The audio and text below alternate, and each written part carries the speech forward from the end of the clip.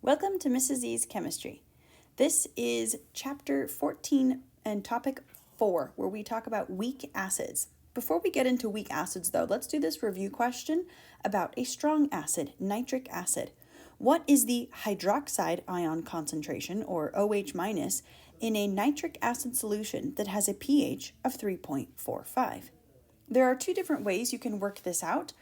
Pause to see if you can solve this. Here are the two different ways.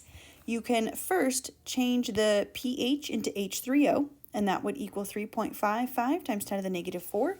And then using the Kw equation, you can then convert to hydroxide, which ends up being 2.82 times 10 to the negative 11. Or you could change the pH to POH, which is 10.55, and then 10 to the negative POH is the hydroxide ion concentration. Either way, the answer is 2.82 times 10 to the negative 11. All right, let's get into our weak acids.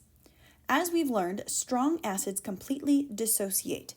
That means that all of the H's from the acid gets transferred to the water molecule and turns into A- and H3O. But for a weak acid, not all of the H's leave, which means not all of the weak acids will completely dissociate. It only partially dissociates. That's why we use this back and forth arrow. This is called a reversible reaction, also an equilibrium reaction. At some point, as the reactants are turning into products, before they get to completely turn into products, some of the products start reacting together and turn back into reactants. At some point, the rate of the forward reaction equals the rate of the reverse reaction, and this is when we call the reaction is at equilibrium. So we know that the concentration of the weak acid does not equal the concentration of H3O.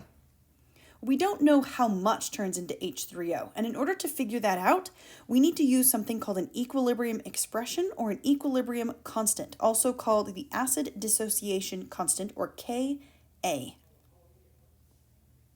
Here's the general reaction again, where the A represents any anion, either a single element or a polyatomic anion.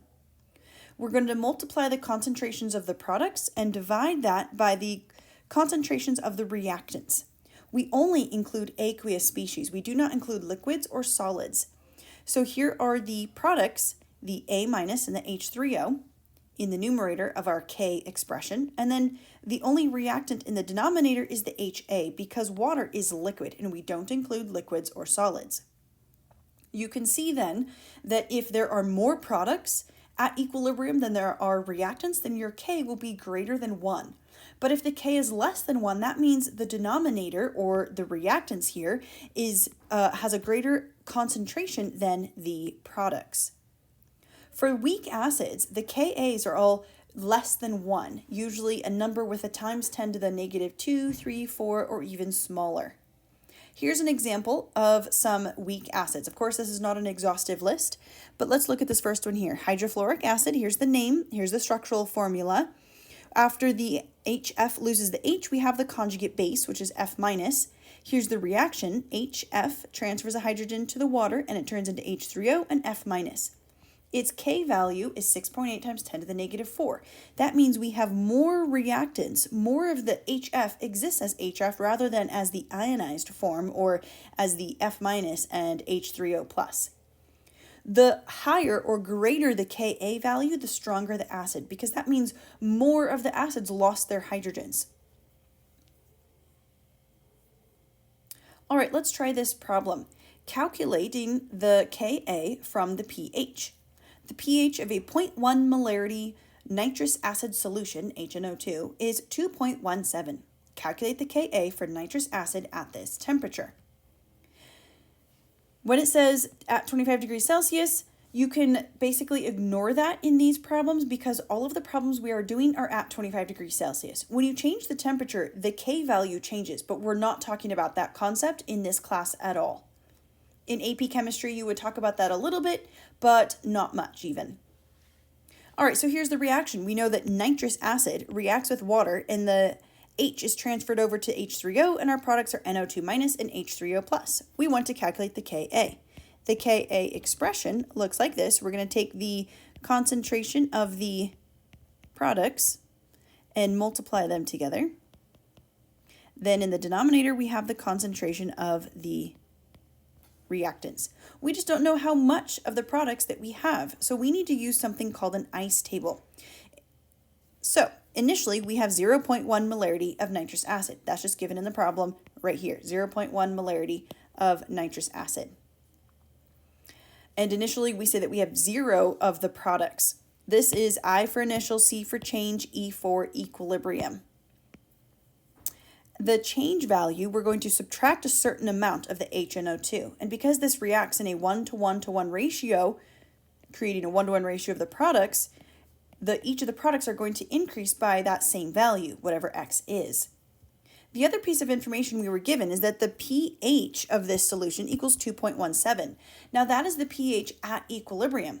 So when we do 10 to the negative pH, or 2.17, then we get 6.76 times 10 to the negative 3. So that is the value we get to put in here. Now the I column, or the I row, plus the C row is going to equal the E row. So since 0 plus X is equal to 6.76 times 10 to the negative 3, this is also equal to X. So we have 6.76 times 10 to the negative 3. And in the equilibrium column for HNO2, we have 0.1 minus X, which is minus 6.76 times 10 to the negative 3. Now we can plug in all of these values here into our Ka expression, because all of these values need to be at equilibrium. So this is the filled in ICE table, and then we have our Ka expression, and filling that in, we have these values, and that equals 4.9 times 10 to the negative 4. So you just need to remember that you have to use the concentration in molarity when you're using solutions at equilibrium. Let's solve another problem. Niacin is one of the B vitamins, and it has this molecular structure. A 0.02 molarity solution of niacin has a pH of 3.26. What is the acid dissociation constant for niacin? This is the same thing as asking, what is the Ka constant for niacin? Here's your chemical reaction. Here's niacin. When it reacts with water, it's going to lose a hydrogen, and the water gains the hydrogen. It's best to solve this problem with an ICE table. However, I'm going to show you a shortcut. So in the long run, you're not really going to have to fill out this ICE table. But initially, what do we have for the niacin? We've got 0.02. That is from this value. The concentration that's given in the problem for the weak acid is always the initial concentration of the weak acid before it's lost its hydrogen. Initially, we have 0 of each of the products, and then we're going to have some change value, which is negative X, and then plus X plus X. The other piece of information we're given is the pH of 3.26. 10 to the negative 3.26 is going to equal H3O, and this is at equilibrium. Pause to see if you can calculate just this part in your calculator. So that answer is 5.5 times 10 to the negative 4.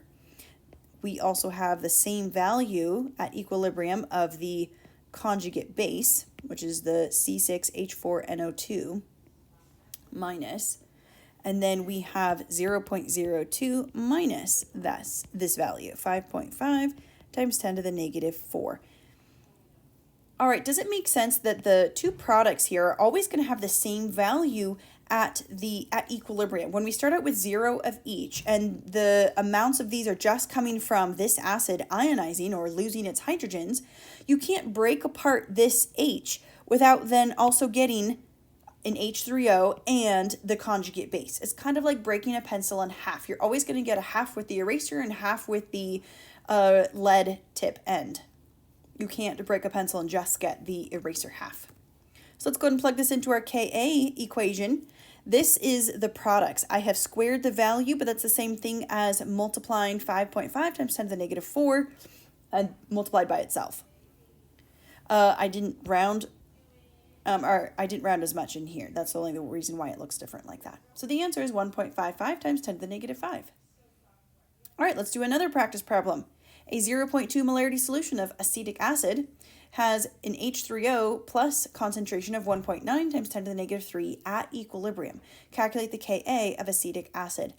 Now, what's easy in this problem is it's already giving you the H3O. You don't need to solve or find the H3O from the pH. So since we have the H3O, let's look at the pattern we had up here. This was the H3O for this problem, and we squared it in the numerator because H3O value or concentration is equal to the conjugate base. That's why we always had two of them in the numerator. The denominator of our K value is the acid, its original concentration, like in here, 0.02, minus the H3O value. So here's the original concentration minus the H3O, or the X value. So let's see if we can figure that out. We have a Ka, and we have 1.9 times 10 to the negative 3. This is going to be squared in the numerator, and then we have 0.2 as the original concentration minus the 1.9 times 10 to the negative 3. When you're typing this into your calculator, make sure you put parentheses in the denominator, otherwise the subtraction gets messed up with the order of operations in your calculator. Pause to see if you can solve this. So the answer is 1.82 times 10 to the negative 5. All right, let's talk about percent ionization. The percent ionization is the amount that the acid ionized or turned into H3O. So the K value is showing this. The higher the K value, the more it ionized. Now let's look at this in percent form. Here's the equation for percent ionization. It's just the H3O concentration divided by the original weak acid concentration. This is specifically at equilibrium, so EQ, and then this is initially the concentration of the weak acid times 100, of course, and that's the percent ionization. So now let's look at the problem we just completed to solve for the Ka right here, and let's instead now calculate the percent ionization. So we need to take the H3O and divide by the original concentration of the weak acid, times that by 100, and we have this answer, 0.95%.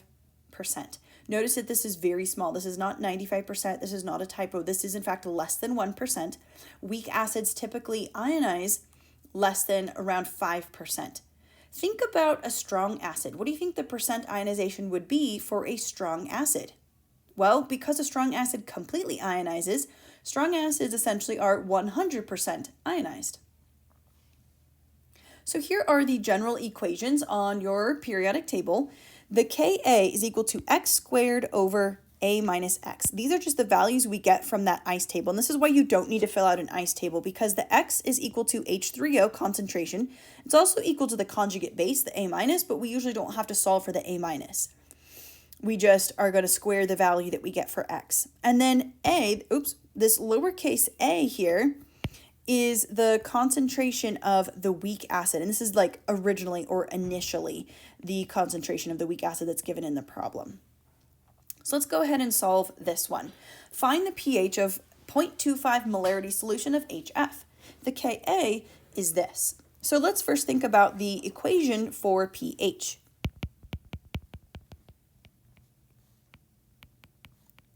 So if we could find the H3O concentration from this problem, we could plug it into the negative log equation and find the pH.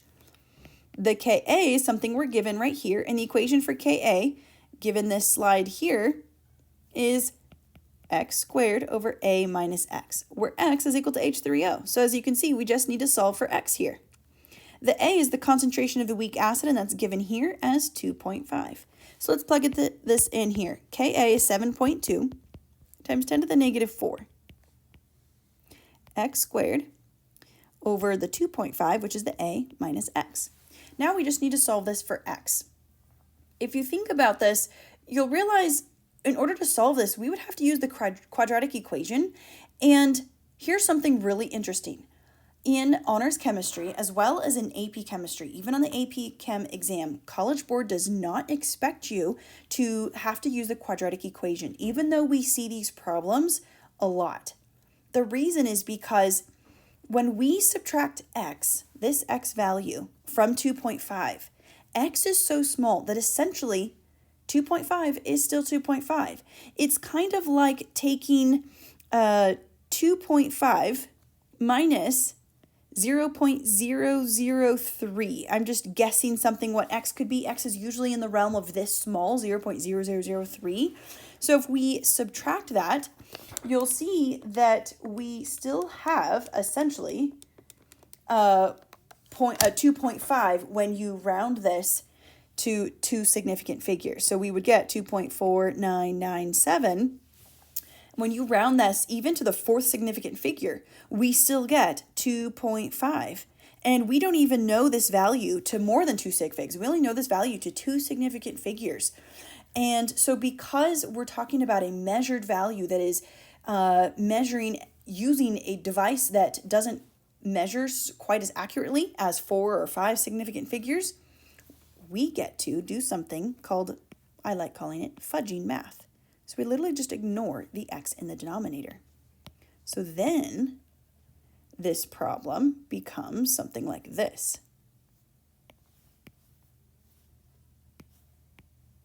7.2 times 10 to the negative 4 is equal to x squared over 2.5. So here's the whole problem worked out.